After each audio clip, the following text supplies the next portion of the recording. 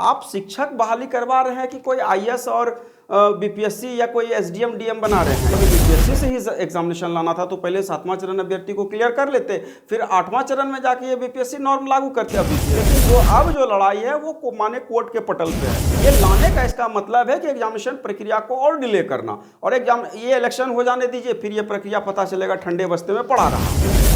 नीतीश कुमार अभ्यर्थियों को भटका रहे हैं, एकदम भटका रहे हैं। अगर ये क्रिस्टल क्लियर, अगर 4 साल हम लोग भटके नहीं तो क्या रख हुआ। लेकिन जो कानूनी प्रक्रिया है उस कानूनी प्रक्रिया में हमको सरकार से जवाब चाहिए।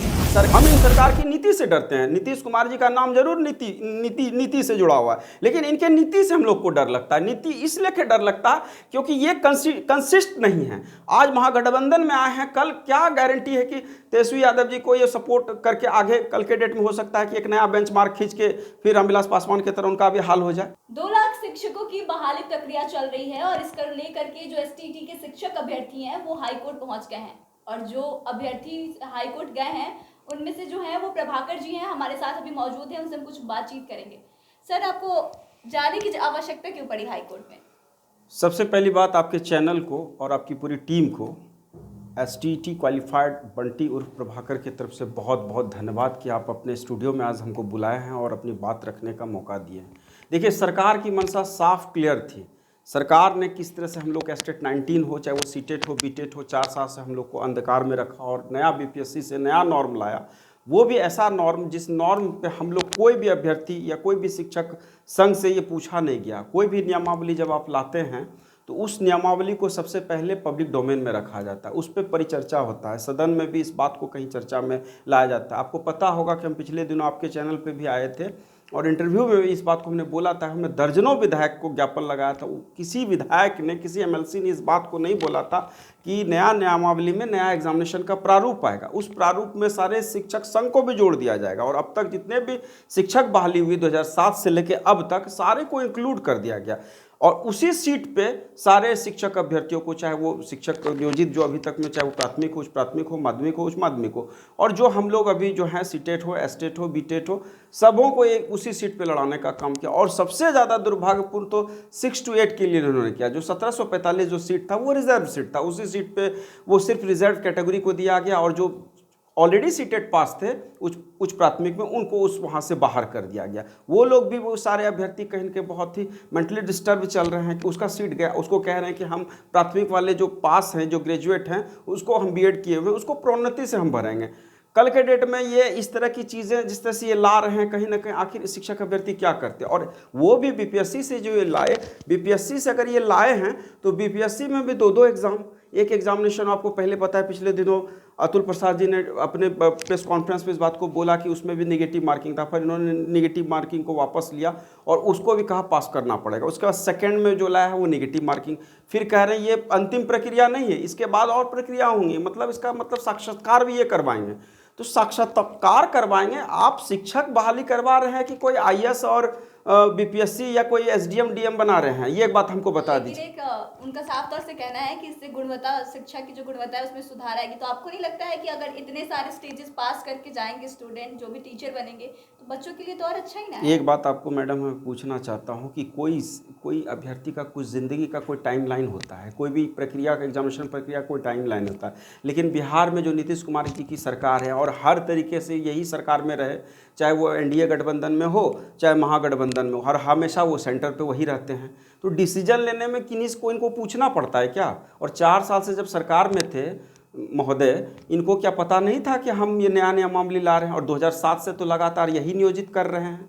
आज इनको सब चीज़ कहाँ पे दिखा? 7वां चरण के अभ्यर्थियों के साथ। जब 7वां चरण के अभ्यर्थी सड़क पे आंदोलन कर रहे थे, जब इनके खिलाफ हम लोग आवाज़ उठा रहे थे, डिग्री दिखाओ नौकरी पाओ की जहाँ तक बात है, हमने कभी इस चीज़ का विरोध नहीं किया। इस सरकार ने जो नॉर्म लाया उस नॉर्म को इन्होंने फुलफिल किया। उस समय का जो योजना था उस हिसाब से इन्होंने अपनी प्रक्रिया पंचायती राज के अधीन इन्होंने करवाया। लेकिन आज क्या ज़रूरत पड़ गया कि बीपीएससी से एग्जामिनेशन लाना? अगर बीपीएससी से ही एग्जामिनेशन लाना था तो पहले 7वां चरण अभ्यर्थी को क्लियर कर लेते, फिर 8वां चरण में जाके ये बीपीएससी नॉर्म लागू करते। अब बीपीएससी में भी अगर नॉर्म लाएँ तो क्या उस हिसाब से सैलरी ये दे रहे हैं? 4th ग्रेड की सैलरी दे रहे हैं और राजकर्मी का एक ऐसा तगमा इन्होंने दे दिया कि राजकर्मी हम बना रहे हैं। मैं पूछना चाहता हूं कि अब तक जो इसके पहले जो बहाली हुई, अगर राजकर्मी उनको नहीं मिला है तो क्या वो रोड पे आंदोलन कर रहे थे? ऐसा तो नहीं कर रहे थे।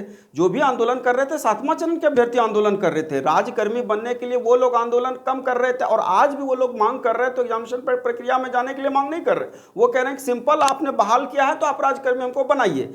तो हमने जो कोर्ट दायर किया है, हमने जो रीट दायर किया, डबल बेंच में हमने रीट दायर किया, वो डबल बेंच में रीट का मतलब ही मकसद है कि स्टेट 19 हो, सीटेट हो, बीटेट हो, उनके साथ आपने 4 साल क्यों डायनमा में रखा? और 2006 का नियमावली, 2008 का नियमावली, 12 का नियमावली, बिहार गजट और उसके बाद स्टेट 19 का नोटिफिकेशन, 20 का नियमावली, 23 का नियमावली, सारे नियमावली का कोलैबोरेशन उसमें आपको देखने के लिए मिलेगा और सारे नियमावली का उसमें हवाला दिया गया। एक एक पॉइंट को हमने उजागर किया, इस बात को समझिए। और उस पॉइंट पे सरकार कहीं कहीं फंसेगी, अपने ही बनाए हुए जाल में सरकार फंसेगी। और माननीय उच्च न्यायालय पे हमको पूरा भरोसा है, नहीं पूरा यकीन है, क्योंकि देखिए मैडम, जो अभी तक हम लोग लड़ाई लड़े वो सड़क तक था, कहीं के सदन हमने घेरा, सचिवालय घेरा, ये सब कुछ हमने कर लिया। लेकिन जो अब जो लड़ाई है वो माने कोर्ट के पटल पे है। अब जो अभ्यर्थियों से हमारा कहना है कि जिस तरह का भी कहीं ना कहीं समर्थन है, वो समर्थन आपकी लड़ाई को हम लड़ रहे हैं। ये लड़ाई मैं पार्टिकुलर अपने लिए नहीं लड़ रहा हूँ, पूरे बिहार के 29 जिला के नियोजित शिक्षक हो या 7वां चरण के जो भी स्टेट, सीटेट, बीटेट अभ्यर्थी, उनकी लड़ाई में लड़ रहा हूँ। मैं इसलिए ये लड़ाई लड़ रहा हूँ कि मुझे ये सरकार से पूछना कि 4 साल हम लोग का जो टाइम किल किया और नया एग्जामिनेशन पैटर्न आपने लाया और इलेक्शन के मिड पे आपने लाया, यही चीज़ आपने 19 में भी किया था। जब विधानसभा का इलेक्शन 20 में शुरू हुआ तो आपने लोकसभा के इलेक्शन से कुछ दिन पहले अपनी नोटिफिकेशन XYZ आपने जारी किया था। तो वो उस समय क्या था? 2 बार ऑफलाइन एग्जाम लिया और फिर 20 में आप सितंबर में एग्जामिनेशन के पहले आपने कोरोना काल में हम लोग को 225 किलोमीटर आके मैं भागलपुर से यहाँ पटना में एग्जाम दिया। तो वो क्या था? ये सारा चीज़ का हमको जवाब चाहिए। और इसी की सरकार थी, इन्हीं के शिक्षा मंत्री थे, जदयू प्रकोष्ठ के मंत्री थे विजय कुमार चौधरी ने 55 मिनट का प्रेस कॉन्फ्रेंस किया। BCP के अध्यक्ष, वो भी तो एक आयोग था, उस पर भरोसा उस समय नहीं था। आज इनको EN पर प्रकरण जरूरत पड़ गई। यूपी में बता दीजिए, राजस्थान में बता दीजिए, कहीं ऐसा हुआ है कि उसके लेके प्राथमिक, कुछ प्राथमिक के लिए तो होता है सुपर टेट, लेकिन ग्रेजुएशन और ये +2 के लिए और 10th के लिए कहीं ऐसा नहीं होता है। ये क्यों लाए हैं? ये लाने का इसका मतलब है कि एग्जामिनेशन प्रक्रिया को और डिले करना, और ये इलेक्शन हो जाने दीजिए, फिर ये प्रक्रिया पता चलेगा ठंडे बस्ते में पड़ा रहा। लेकिन सरकार तो अभी इस पे काम कर रही है, बोल रही है कि बहाली डाल रहे हैं, लेकिन आप जो हाई कोर्ट चले गए हैं और वहां से अगर इसमें रोक लगा दिया जाता है, डिले किया जाता है, तो फिर आप ही लोग को नुकसान होगा और प्रक्रिया में लेट होगी। देखिए, एक बात आपको मैं बता दूं, डिले तो ऐसे भी सरकार करने के लिए सोच ही रही है। ये नहीं कि आज मैं गया हूं, कल कोई किसी के भी अधिकार का हनन होगा। हम लोगों का एज बाउंड्री लाइन को अब छूने वाला है। एज बाउंड्री लाइन 10 साल एज रिलैक्सेशन दिया गया, उसके बाद एज रिलैक्सेशन में वैसे अभ्यर्थी आए जिनका एज अभी बचा हुआ है। जब ये एग्जामिनेशन प्रक्रिया में धकेलेंगे, उसके बाद फिर नियोजित करेंगे। यहाँ भी ऐसा नहीं कि वो डायरेक्ट ज्वाइनिंग दे देंगे, वो अभी मैं बोल रहा हूँ, यहाँ पे भी एक अंतिम प्रक्रिया होना बाकी है। इस बात को समझिए, इस नेक्सस को समझिए कि गवर्नमेंट चाह क्या रही है। गवर्नमेंट सिर्फ और सिर्फ पैटर्न को लाके एग्जामिनेशन प्रक्रिया में उलझा के इस प्रक्रिया को फिर होल्ड पे रख देगी। 23 का इलेक्शन, 24 का इलेक्शन ये कंप्लीट कर लेगी, 23 के इलेक्शन के मिड पे ये प्रक्रिया करेगी, 24 के इलेक्शन में ये करके फिर 25 के इलेक्शन के बाद कहेगी कि अभी देखते हैं, करते हैं, होगा, हम प्रयास में लगे हुए हैं, फंड नहीं आ रहा। ये तमाम ये सारी चीज़ें नीतीश बाबू और इनकी जो पूरी, मतलब कहना चाहते हैं कि नीतीश कुमार अभ्यर्थियों को भटका रहे हैं? एकदम भटका रहे हैं। अगर ये क्रिस्टल क्लियर, अगर 4 साल हम लोग भटके नहीं तो क्या रख हुआ? आज आपको पता है कि सचिवालय में भी आप कवर कर रही थी, हम हॉस्पिटलाइज हो गए, आंदोलनरत थे और कई बार हमारे अभ्यर्थियों के ऊपर इन्होंने लाठीचार्ज किया। इनका पुलिसिया तंत्र जम के बोला है, ऐसा नहीं कभी इन्होंने बोला नहीं। हर मोड़ पे तो इन्होंने हम लोग के साथ कहीं ना कहीं डैमेज ही कंट्रोल किया है, कहीं ना कहीं हर मोड़ पे हम लोग के अभ्यर्थियों के साथ लड़ाई करने का ही काम किया है। हम लोग को कहाँ कभी सही डिसीजन लेने का काम किया, और ये डिसीजन अगर ये ले लेते तो आज हम लोग को क्यों माननीय उच्च न्यायालय के शरण में जाना पड़ता। और माननीय उच्च न्यायालय के शरण में हम गए हैं तो सारा डॉक्यूमेंटेशन के साथ, अगर माननीय उच्च न्यायालय हमको अंतरिम फैसला ये दे देगी कि आपको फिर BPSC से नॉर्म को पूरा करना होगा, BPSC से एग्जाम देना होगा, तो हम उस बात के लेके फिर सोचेंगे।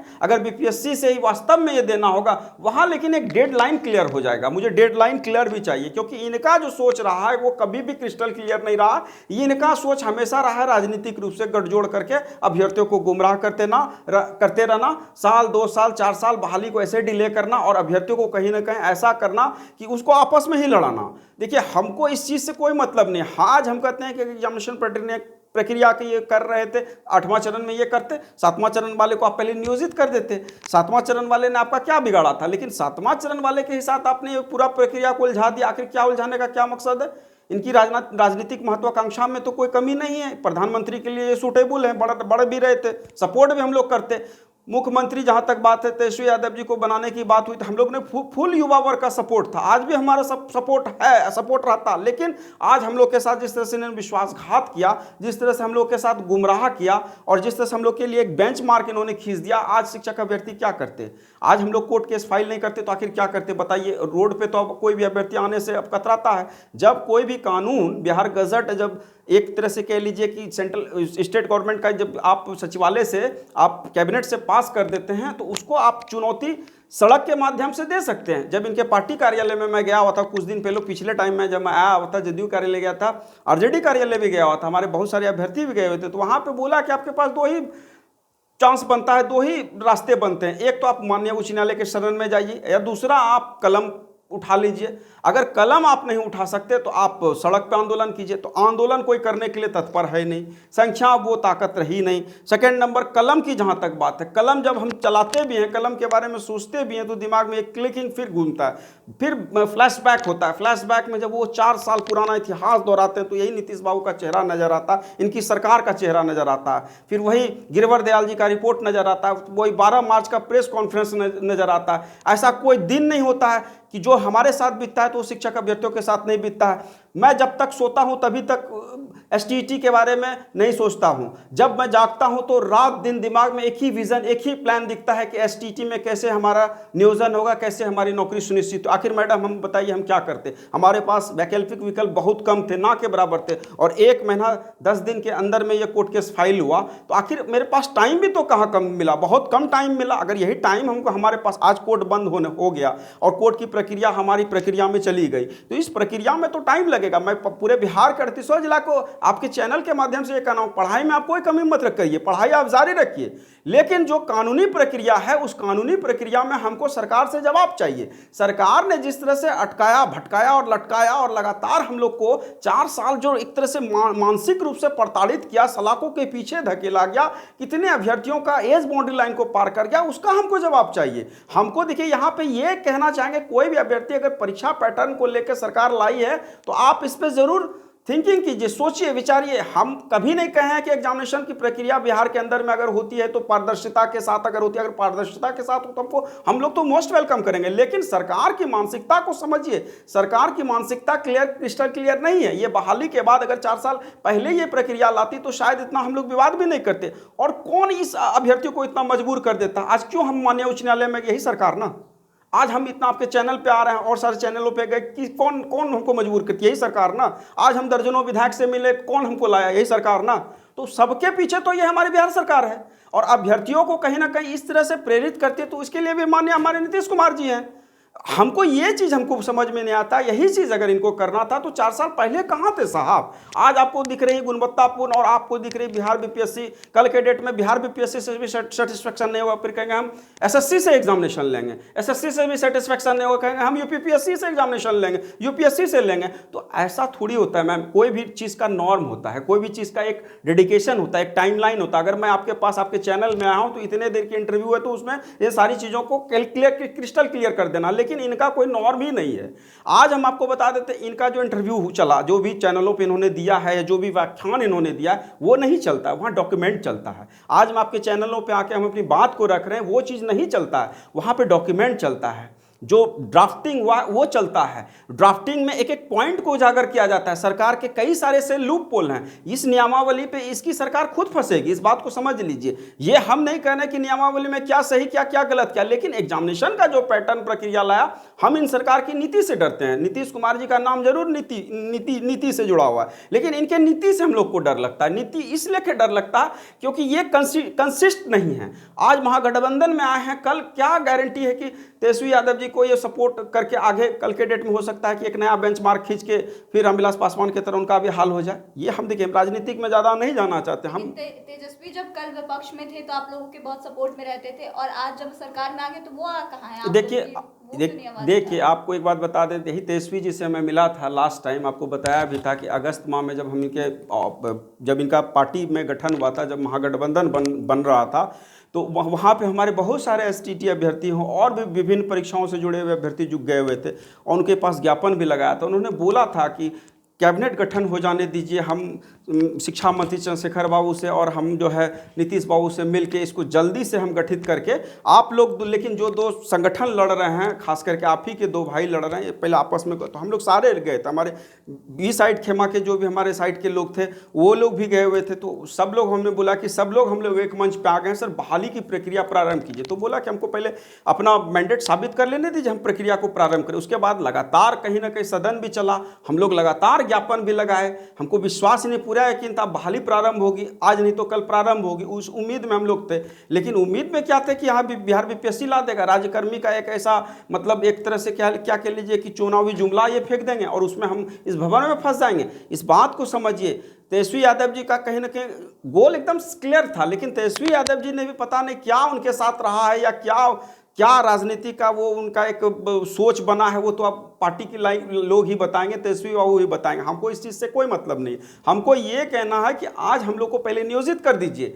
7वां चरण में जो लोग पास होकर, हम लोग 4 साल से इंतजार में बैठे हुए हैं, बहुत सारे हमारे ऐसे भाई बंधु हैं जो जिनका एज बाउंड्री लाइन को क्रॉस कर गया, ऐसे बहुत सारे हमारे दिव्यांग साथी हैं जो बीएड करके आज हार्ड अमाउंट में बीएड पास, हार्ड अमाउंट देकर वो बीएड करते हैं। बीएड एक प्रोफेशनल केस, इस बात कोर्स होता है, इस बात को समझिए। वो कोर्स पास करके बैठे हुए इस उम्मीद के साथ कि हमको बहाली करेंगे, हम उस प्रक्रिया में जाएंगे। और आप कहते हैं कि एग्जामिनेशन, मैं बता दूं आज के डेट में कॉमन एंट्रेंस टेस्ट होता है बीएड का, ज्वाइन आप पता है पूरे बिहार लेवल पे 38 जिला लेवल पे होता है। वो टेस्ट आप पास करके आए, फिर आप बीएड करते हैं तो 2 साल वहाँ, पहले 1 साल का होता था, अब 2 साल का होता है। 2 साल का वो एग्जामिनेशन पैटर्न प्रक्रिया को पास करते हैं। उसके बाद फिर क्या आता है, उस प्रक्रिया के बाद आता है सीटेट, उसके बाद बीटेट, उसके बाद आता है एस्टेट। एस्टेट को आप पास करते हैं, एस्टेट में भी 2 बार आपने ऑफलाइन एग्जाम कैंसिल करवाया, उसके बाद फिर ऑनलाइन एग्जाम लिया, तो वो 3 एग्जाम तो वो हो गए। एक आपका बीएड हो गया, फिर आपका एक कॉमन एंट्रेंस टेस्ट हो गया स्टार्टिंग में, तो 4 एग्जाम आप पास करें। फिर अब बीपीएससी लाए हैं, बीपीएससी में भी फिर 2 एग्जाम, तो 4 2 6 हो गए, और फिर साक्षात्कार होगा तो 7 एग्जाम के बाद फिर कितना एग्जाम आप लीजिएगा? इसका कोई एक लिमिट होता है ना, कोई भी चीज़ का एक तरीका होता है, तौर होता है। और आप ही की सरकार, आप ही खुद ऑल इन ऑल हैं, और डिसीजन जब आप लेते हैं तो कहीं ना कहीं कुछ चीज़ों को ध्यान में रख के। आपको प्रॉब्लम किस चीज़ से, सरकार की ये जो परीक्षा लेने की प्रक्रिया है इससे, या फिर आप चाहते हैं कि आप लोगों के लिए अलग से किया जाए 7वें चरण वाले जो हैं, और या फिर इस परीक्षा को ही लिया जाए और इसमें कोई डेडलाइन दिया जाए? देखिए, अगर नियमावली में ये संशोधन कर दे, आज मैं आपके चैनल के माध्यम से बता रहा हूँ कि 7वां चरण के जितने पास आउट अभ्यर्थी हैं, चाहे वो सीटेट हो, बीटेट हो, एस्टेट हो, जो सीट है, जो सीट कहते थे पहले 3 लाख से ज़्यादा सीट खाली, वो सीट हमको दे दे, वो सीट पे बहाली ये प्रारंभ कर दे, हमको नियोजित ही कर दे, हमको राज्यकर्मी ना बनाए, हमको नियोजित कर दे जो ये बोलते हैं अपने कथनानुसार। क्योंकि हमने 6, 8, 12 बिहार गजट 20 पूरे नियमावली का हवाला इसलिए दिया है। और कोई भी नियमावली जब आप लागू करते हैं तो पहले का नियमावली को आपको कहीं ना कहीं क्लियर करना पड़ता है, तभी जाके आप उस नियमावली को, उस प्रावधान को लागू कर सकते हैं। उसको आपको कहीं कहीं उसको डिस्ट्रॉय करना पड़ेगा। आप ऐसे डायरेक्ट नियमावली, किसी नियमावली को हटा के डायरेक्ट नियमावली को आप नियम लागू नहीं कर सकते हैं। ये कोर्ट का अमेंडमेंट में ये चीज़ है, इस बात को समझिए। और इस बात को लेकर सरकार कहीं अपने बनाए हुए जाल में जो फंसेगी तो सरकार कहीं नहीं खुद वो रास्ता ढूंढेगी। और जहाँ तक है कि आपने बोला कि आपको किस चीज़ से प्रॉब्लम है, इसके एग्जामिनेशन प्रक्रिया से तो हमको जो प्रॉब्लम है ही, इससे ज़्यादा हमको प्रॉब्लम है इनके डिले करने की नीति से। ये इनका नीति क्लियर नहीं है। ये 4 साल के बाद भी क्लियर करेंगे कि नहीं करेंगे वो कहना मुश्किल है। अभी बहुत सारे अभ्यर्थी हमको कह रहे हैं कि कोर्ट केस में आप लेके चले गए सर, बहाली और डिले होगी। तो भाई साहब, मैं और जो भी हमारे साथी हैं, बंधु हैं, मैं उनसे भी कहना चाहूँगा कि 4 साल जब आप सड़क पे, रोड पे आंदोलन करेंगे ना, धक्का खाएंगे ना पटना के सड़कों पर, अपने शहर में, अपने गाँव में, अपने परिवार में, तब परिवार जब आपसे सवाल करेगा कि क्या हुआ STT में, क्या हुआ तुम्हारी नौकरी की प्रक्रिया, तब उस समय आपको लगेगा कि आपके साथ साथ कितना बड़ा ट्रैप प्लान हुआ और हम लोगों के साथ वास्तव में सरकार ने ट्रैप प्लान किया। उसी का परिणाम है कि आज हम लोग न्यायालय में गए। हम लोग को कोई शौक नहीं था और सरकार ने ही ये रास्ता दिखाया। ये नहीं कि हम लोग पार्टिकुलर अपना पैसा खर्च करके हैवी अमाउंट हमने पे किया है मैम इस केस को लेके, और पार्टिकुलर डबल बेंच पे हम केस किए और सिंगल लड़ाई में लड़ रहा हूं। कुछ साथी जरूर हमारे साथ पिटिशनर के रूप में जन सहयोग किए हैं, लेकिन मैं इस लड़ाई को छोड़ने वाला नहीं हूं। मैं इस लड़ाई के अंतिम प्रारूप तक जाऊंगा। माननीय उच्च न्यायालय का जो फैसला होगा वो स्वीकार होगा। अगर उनको लगेगा कि नहीं वाकई एग्जामिनेशन प्रक्रिया इनकी फेयरनेस है, एग्जामिनेशन प्रक्रिया में पूरे बिहार के 38 जिला के अभ्यर्थी को जाना है, तो हमको भी लगेगा तो हम निश्चित तौर पर इसको एक्सेप्टेंस करेंगे। लेकिन उच्च न्यायालय में ये थेथरही नहीं चलता। उच्च न्यायालय में डॉक्यूमेंट चलता, उच्च न्यायालय में भाषणबाजी नहीं चलता। उच्च न्यायालय में कोर्ट सारा चीज को देखता है। कोर्ट टोटल बिल का जो अमेंडमेंट है वो सारा कुछ को इम्प्लीमेंट करता है, तब जाके वो फैसला सुनाती है। और एक बात मैं आपको सारे अभ्यर्थियों को कह देना चाहूँगा आपके चैनल के माध्यम से, जो लोग पढ़ाई कर रहे हैं हमारी शुभकामनाएं उनके साथ है। मैं ये जरूर इस न्यायिक प्रक्रिया में गया हूँ, लेकिन इस लड़ाई को कहीं ना कहीं हम सरकार तक हम जताना चाहते हैं कि आप बार बार जो अपना स्टैंड चेंज करते हैं उस स्टैंड पे आप कायम रहिए। आज बीपीएससी से कह रहे हैं, कल फिर आप कहिएगा हम यूपीएससी से लेंगे, फिर कल के डेट में कहिएगा हम एसएससी से लेंगे। ये स्टैंड आपका नहीं चलेगा साहब। यहाँ स्टैंड आप बार बार बदलते हैं और इसी स्टैंड की प्रक्रिया से हम लोग कहीं ना कहीं मैडम आहत हैं। सरकार की इस नीतीश कुमार जी की जो नाम में जो अल्फाबेटिकल है नीति, इनकी नीति से हम लोग को डर लगता है। बाकी ये जो पॉलिटिक्स कर रहे हैं उससे हमको कोई मतलब नहीं, पॉलिटिक्स पार्टी से भी हमको कोई लेना देना नहीं। हमको कहीं न कहीं नीति क्रिस्टल क्लियर चाहिए। और जहां तक है कि अभी जो बीपीएससी के चेयरमैन अनुज प्रसाद जी, उनका जो लगातार बार बार ट्वीट हो रहा है और बार बार आ रहा है, उनसे भी हमारा कहना है कि साहब आप कल के डेट में अपर मुख्य सचिव संजय कुमार के तरह आप भी चले जाइएगा दूसरे विभाग में, कहिएगा हम क्या करेंगे। और कह भी रहे हैं कि हमको जो सरकार के ऊपर से जो आदेश आता है हम उतना ही करते हैं। तो आप पहले क्लियर करके तब प्रेस कॉन्फ्रेंस कीजिए। बार बार आप प्रेस कॉन्फ्रेंस किए जा रहे हैं, प्रेस कॉन्फ्रेंस में सारी चीज़ों को इम्प्लीमेंट करते हैं, फिर इम्प्लीमेंट में फिर सुधार करते हैं। तो ये चीज़ों को पहले क्लियर कर लीजिए, अभ्यर्थियों को गुमराह मत कीजिए। अभ्यर्थी ऑलरेडी 4 साल से पक चुके हैं इस सरकार की नीति और ज्ञापन लगा के। आपको बता देते हैं, दीपक कुमार ने पिछले दिनों भी ट्वीट किया था कि जो अभ्यर्थी सड़क पर आंदोलन करेंगे, जो नियोजित हैं, तो उनके ऊपर कार्रवाई हो सकती है, अवमानना कोर्ट का उसके ऊपर लग सकता है, चार्जेस लग सकता है। मैं पूछना चाहता हूं, जो 7वां चरण में अभ्यर्थी में ऐसे भी पाने के लिए क्या हम लोग के पास होने के सिवा कुछ तो रहा नहीं। कल भी रोड पे थे, आज भी रोड पे हैं और आज कहीं ना कहीं कोर्ट में हैं। तो हमारे पास क्या रहा पाने के लिए? ऐसे भी हम लोग को खत्म ही इन्होंने कर दिया। हम लोग के पास क्या है? तो अंतिम लड़ाई हम लड़ रहे हैं माननीय उच्च न्यायालय के शरण में, और इस लड़ाई का कहीं ना कहीं प्रारूप बहुत जबरदस्त है मेरे साथियों। मैं आपको बता दूंगा, इस लड़ाई में अभी बहुत सीन आना बाकी है। एक बात मैं बता दूं, और मैं बता देता हूं उन सारे साथियों को कि जब मैं आया हूं पटना में, कहीं ना कहीं दिशा एवं दशा का एक नया निर्धारण करके गया हूं। भले उसको तत्कालिक आपको लगे कि आज ये कोर्ट केस में ये बहाली फंसाने जा रहा है, ऐसा कोई इशू नहीं है। हमने जो भी डिमांडिंग है, जो गवर्नमेंट का वांटिंग है, उसको हमने रखा है। हमने इसलिए रखा है मेरे भाई, हम लोग का 4 साल इन्होंने बर्बाद किया। 4 साल में इतने जुल्म और सितम हम लोग के ऊपर हुआ, इतना दोहन हुआ, इतना शोषण हुआ, उसका जस्टिफिकेशन कौन देगा? और जहां तक है पढ़ने की बात और पढ़ाने की बात, पढ़ने और पढ़ाने का क्रम मतलब जीवन पर्यंत चलता है। ये नहीं कि आज आप पढ़ रहे हैं तो कल खत्म। शिक्षा मंत्री जी का देखे होंगे मैडम, एक ट्वीट आया था कि पढ़ने पढ़ाने का तो पूरा जीवन पर्यंत चलता है। मैं पूछना चाहता हूं शिक्षा मंत्री जी साहब, आपके भी, हाँ मैं 3 बार गया था, 2 बार तो आपके से फेस टू फेस, आप कितने लोगों को भी शिक्षा दे रहे हैं? शिक्षा विभाग में शिक्षा के पद पे हैं, कितने? कभी स्कूल में जाके एक शिक्षक की भूमिका निभाइए, तब आपको पता चलेगा।